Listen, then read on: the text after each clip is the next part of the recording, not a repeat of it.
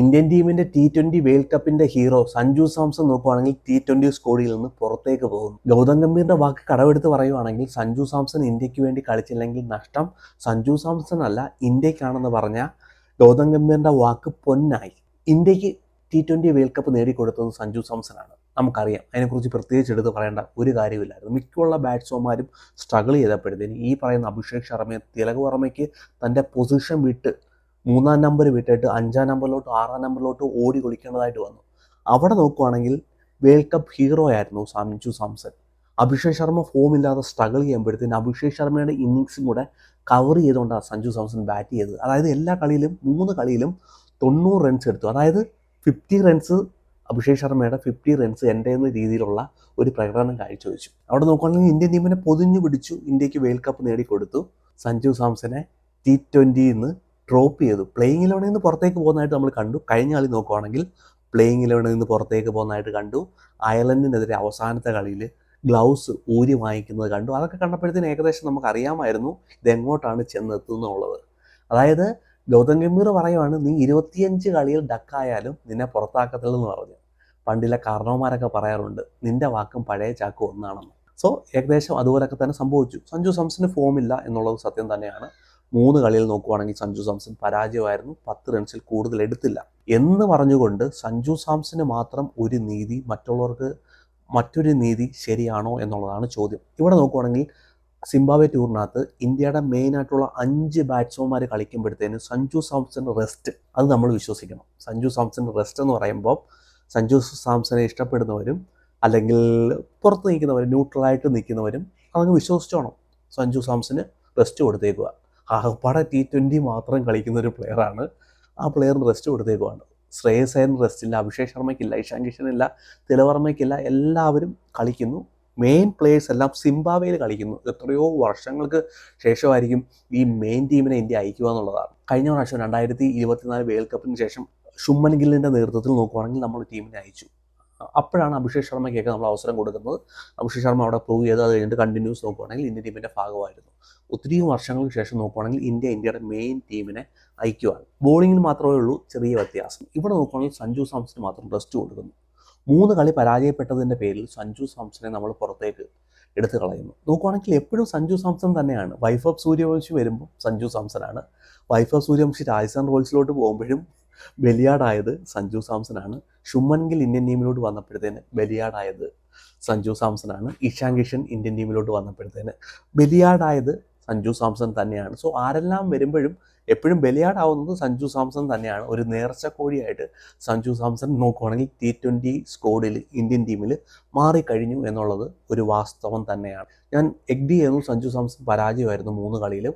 ആ ഒരു ഫോം ഉയർത്താൻ കഴിഞ്ഞില്ല, ഒരു ഇമ്പാക്റ്റ് ഉണ്ടാക്കാൻ കഴിഞ്ഞില്ല. ഒരു 100 റൺസ് എടുത്തില്ല, 50 റൺസ് എടുത്തില്ല എന്നുള്ളത് മാത്രമല്ല, ഒരു 30 റൺസ് പോലും കവിഞ്ഞെടുക്കാൻ കഴിഞ്ഞില്ല. ഒരു നോക്കുകയാണെങ്കിൽ ഒരു 10 റൺസിന് മേലോട്ട് സഞ്ജു സാംസൺ എടുക്കാനേ കഴിഞ്ഞില്ല. ഏറ്റവും ഉയർന്ന സ്കോർ നോക്കുകയാണെങ്കിൽ 5 റൺസാണ്. സോ പരാജയം തന്നെയായിരുന്നു കാര്യത്തിന് അത് സംശയമില്ല. പക്ഷേ ശുഭ്മൻ ഗില്ലിന് നോക്കുകയാണെങ്കിൽ ഇന്ത്യ 3 സീരീസ് കൊടുത്തു. Asia cup, south Africa, Australia, ഈ 3 സീരീസും പരാജയപ്പെട്ടപ്പോഴത്തേനാണ് ശുഭ്മൻ ഗില്ലിനെ നമ്മൾ എടുത്ത് പുറത്തേക്ക് കളഞ്ഞത്. അതായത് ഏകദേശം 13 കളിയോളം ശുഭ്മൻ ഗിൽ കളിച്ചു. എന്നിട്ടാണ് നമ്മൾ ശുഭ്മൻ ഗില്ലിൻ്റെ അടുത്ത് പറഞ്ഞത്, ഓക്കെ നീ T20 പറ്റിയ ഭാഗമല്ല, നീ പുറത്തേക്ക് പോകും എന്ന് പറഞ്ഞാൽ ശുഭ്മൻ ഗില്ലിനെ പുറത്താക്കുന്നു. അഭിഷേക് ശർമ്മ വേൾഡ് കപ്പിനകത്തുടനീളം 8 കളിയിൽ 7 കളിയിൽ പരാജയമായിരുന്നു. ഫൈനലിനകത്താണ് പെർഫോമൻസ് ചെയ്തത്. 3 കളിയിൽ ഡക്കായിട്ടുണ്ട്. ആ അഭിഷേക് ശർമ്മയെ നമ്മൾ എന്ത് ചെയ്തു? ബാക്ക് ചെയ്തു. അഭിഷേക് ശർമ്മയ്ക്ക് കോൺഫിഡൻസ് കൊടുത്തു, ടീമിനൊപ്പം നിർത്തി, പ്ലേയിങ് 11 നിർത്തി.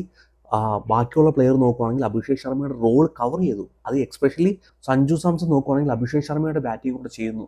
ടീമിന് നോക്കുവാണെങ്കിൽ അഭിഷേക് ശർമ്മയുടെ ഫോമില്ലായ്മ ഒരു രീതിയിലും ബാധിക്കാത്ത തരത്തിൽ സഞ്ജു സാംസൺ നോക്കുവാണെങ്കിൽ എക്സ്ട്രാ ഓർഡിനറി ആയിട്ട് കളിച്ചു. അവിടെ നമ്മൾ നോക്കുവാണെങ്കിൽ 8 കളിയിലും T20 വേൾഡ് കപ്പ് പോലെ നിർണായകമായിട്ടുള്ള 8 കളിയിലും നമ്മൾ അഭിഷേക് ശർമ്മയെ ബാക്ക് ചെയ്യുന്നു, നമ്മൾ ഡ്രോപ്പ് ചെയ്യുന്നില്ല.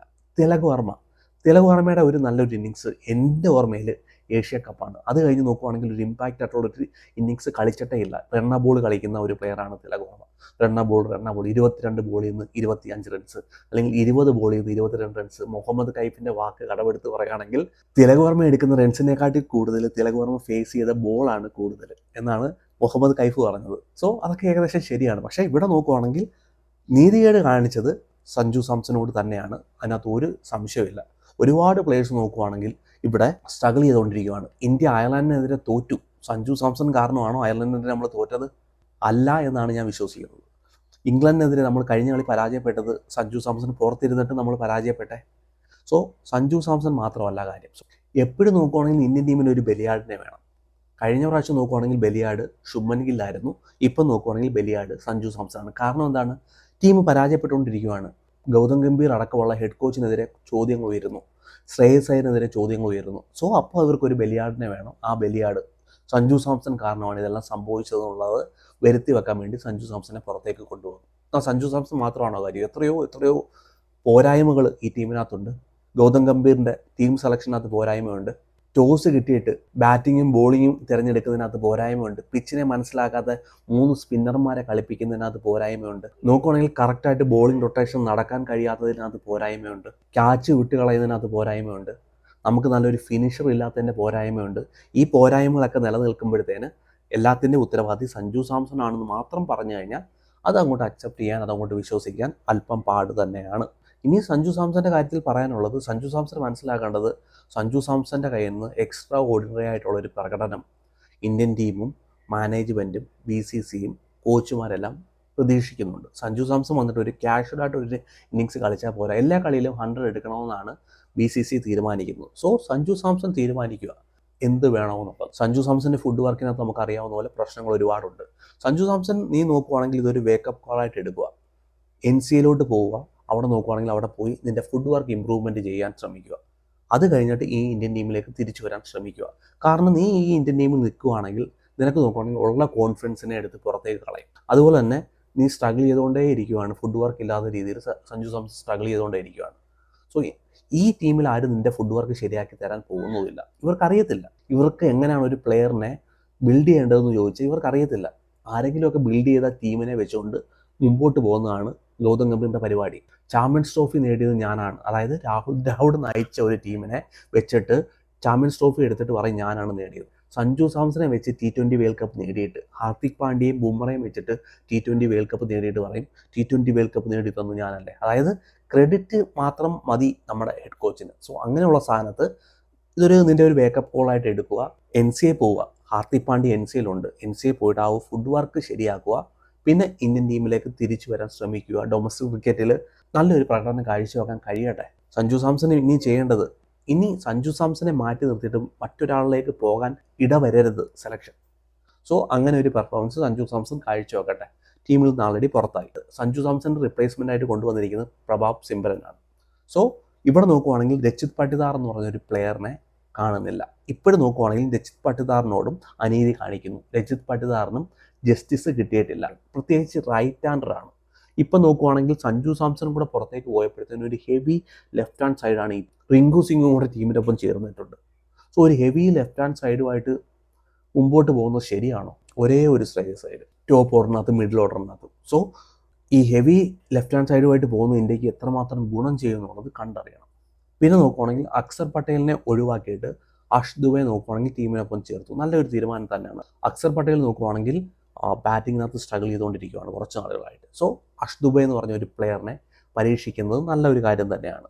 പിന്നെ നോക്കുവാണെങ്കിൽ മയങ്ക് യാദവ്, ഇഞ്ചുറി പ്രോൺ ആയിട്ടുള്ള മയങ്ക് യാദവിനെ ടീമിലേക്ക് തിരിച്ചു വിളിച്ചിട്ടുണ്ട്. ഒരു സീരീസ് കളിക്കും, 5 സീരീസ് കളിക്കാത്ത മയങ്ക് യാദവ് നോക്കുവാണെങ്കിൽ ഈ ടീമിൻ്റെ ഭാഗമായിട്ട് നിലനിൽക്കുന്നുണ്ട്. സോ എത്രമാത്രം കൺസിസ്റ്റൻ്റ് ആയിട്ട് എത്ര സീരീസ് കളിക്കാൻ കഴിയുമെന്നുള്ളത് കാത്തിരുന്ന് കാണാം. പ്രിൻസ് യാദവിനെ നിലനിർത്തി യാഷ് താക്കൂറിനെ ടീമിലേക്ക് കൊണ്ടുവന്നു. അതുപോലെ തന്നെ അശോക് ശർമ്മ, ഗുജറാത്തിൻ്റെ പ്ലെയറാണ്, അശോക് ശർമ്മയും ടീമിനൊപ്പം ചേർത്തിട്ടുണ്ട്.